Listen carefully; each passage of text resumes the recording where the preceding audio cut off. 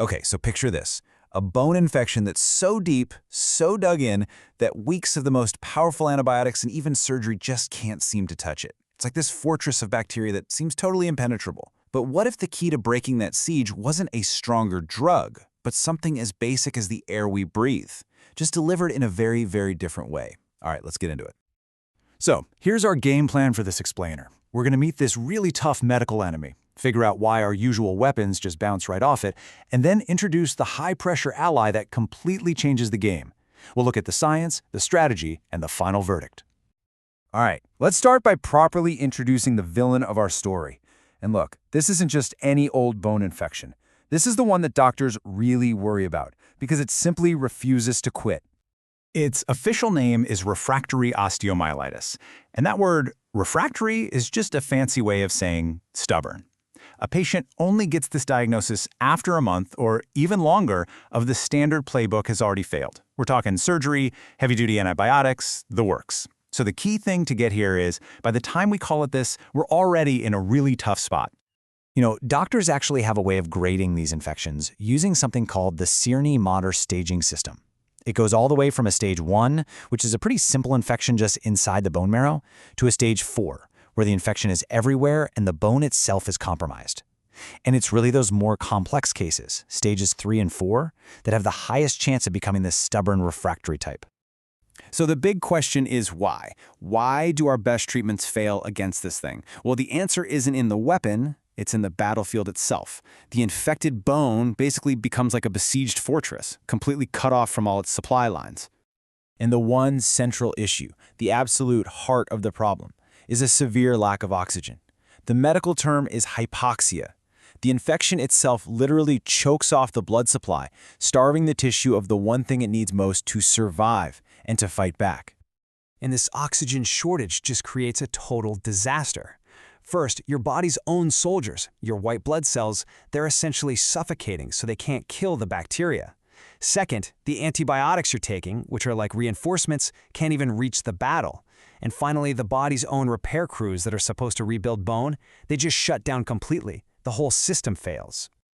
But this is where our story takes a really cool turn. If the problem is no oxygen, what if we could just force deliver it right past all those blockades? Well, let's meet the incredible ally that does exactly that. Hyperbaric oxygen therapy, or HBO2. Honestly, it sounds like something straight out of science fiction. The patient lies inside a special chamber, breathing pure 100% oxygen, while the pressure around them is cranked up to 2 or even 3 times what we're feeling right now. This incredible pressure literally forces massive amounts of oxygen to dissolve directly into the body's fluids, like the plasma. This lets it get to places that the blocked-off blood vessels just can't reach anymore. Now, this isn't a one-time fix. It is a serious commitment. Patients are usually in for daily sessions, 5 to 7 days a week. Each one lasts for about an hour and a half to 2 hours. A full course of treatment, we're talking 20 to 40 sessions, spread out over 4 to 6 weeks. So how in the world does flooding the body with oxygen actually beat this thing? Well, it turns out it launches this amazing 3-pronged attack. It's like oxygen has these hidden superpowers. First off, it supercharges your own immune system. Remember those white blood cells that were suffocating? Well, suddenly they have all the oxygen they need to get back in the fight. Their natural bacteria-killing power comes roaring back to life. Second, it's like a massive power-up for the antibiotics. See, certain types of antibiotics actually need oxygen to work properly, to punch through the bacteria's defenses. HBO2 provides that oxygen, making those drugs way, way more effective. And the sheer scale of this boost is just incredible. The synergy is so powerful that studies have shown that combining HBO2 with some antibiotics can lead to a 100-fold greater reduction in bacteria than using either therapy on its own. Now, that's not a 100% increase. That's 100 times better. It's just a crazy number. And finally, and this might be the most important part, HBO2 plays the long game. It actually stimulates the body to grow brand new tiny blood vessels. It's a process called angiogenesis. So this isn't just a temporary boost. It's literally rebuilding the supply lines to that fortress, making sure that part of the body can get what it needs long after the treatment is over. Okay, so with these kinds of superpowers, how do doctors decide when to actually use this therapy? It's a really strategic decision, and it's all part of a very careful playbook. Let's just walk through the thinking here. So, you've got a case of refractory osteomyelitis. Standard treatments have already failed.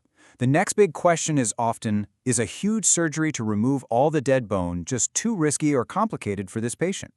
If the answer is yes, that is a perfect time to bring in HBO2. You use it right alongside targeted antibiotics to give the body its best shot to heal without that massive operation. And it's important to know the evidence for HBO2 is stronger in some situations than others. For instance, with diabetic foot ulcers that have bone infections, it's a Class 1 recommendation. That means there's solid proof it works. For a really complex spinal infection, it's Class 2A, which basically means, yeah, this is a reasonable thing to do. For simpler cases, it might be Class 2B or it may be considered. It's all about weighing the evidence for each specific case. So, after all that, what's the final verdict? Is hyperbaric oxygen therapy some kind of cure-all? Well, the evidence is pretty clear. It's not a magic bullet, but it is an unbelievably powerful ally. Let's just look at the numbers because they really tell the story. With the standard of care, that's aggressive surgery and antibiotics, cure rates for these awful infections are around 70 to 80%. And look, that's pretty good. But it still means 1 or 2 people out of every 10 are left without a cure. Now, when you add HBO2 into the mix, those cure rates climb to between 80 and 90%. That is a huge leap that represents a lot of people saved from a really terrible outcome. This quote from the source material just says it all, perfectly. The winning strategy, the best possible approach, is a management triad. It's not one thing. It's 3 things working together. The right antibiotics for that specific bug, the right surgery to clean things out, and adding hyperbaric oxygen therapy. That combo gives patients the absolute best shot at a cure. And all of this leaves you with a really fascinating question, right? We've seen how this therapy can rescue a dying bone from what seems like an impossible infection. It just makes you wonder, if simply playing with pressure and oxygen can have such a profound healing effect here, what other medical frontiers, what other impossible problems are just waiting for us to take a deep breath and dive in?